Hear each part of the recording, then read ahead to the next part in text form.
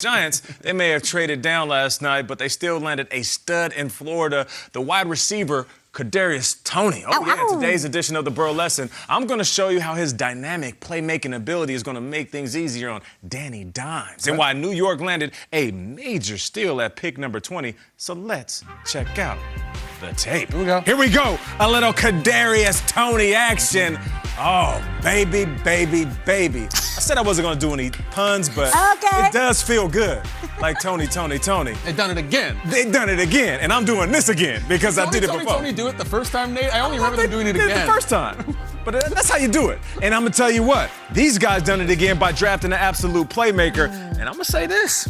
They might not have had a playmaker like this since Victor Cruz. You remember Victor Cruz, a little undersized, but when he catches the ball, he can get out of trouble just like Kadarius right here. Here we have a screenplay. He catches the rock and he goes right into the thick of it. And he's not afraid to put his helmet down, put his shoulder pad down, and then escape. He gets on the outside and scores a touchdown. And this is in the red zone, so think about that. You throw him a screen ball right around 5 to 10 yards, and he can make a few guys miss and then get in the end zone. What about the jet sweep?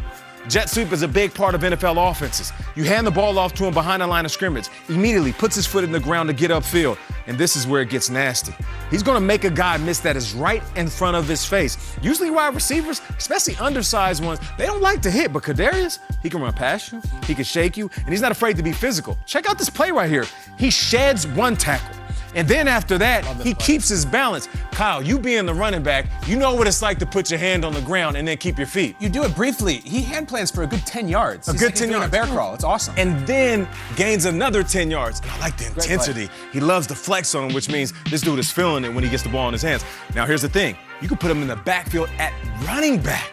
And now you can just hand the ball off to him. Watch the patience. Watch the vision. And then he hits the sideline. And what was the spin button on the remote? On the control? It was a circle button, right? Old school circle button. On some controllers, it was the B button. Watch it. Whoop. He's going to hit the spin and then in the end zone. He could have went out of bounds. Most wide receivers are saying, you know what? I already got the first down. Let me go ahead and go out of bounds. You know what? Let me dive at the defender's knees. Nah, Kadarius is like, I see where he's going. He's going to over pursue. Let me spin, and then I'm in. How about this? You can put him in motion, up the seam.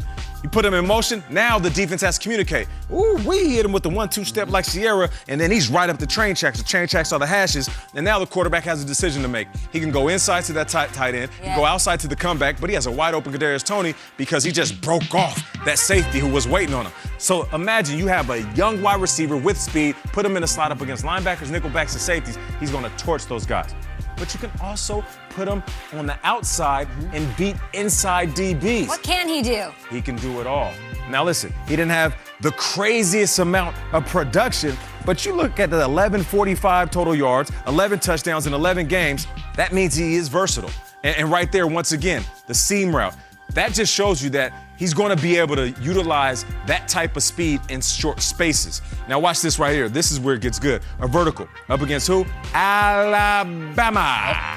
And he is just running right past the DB.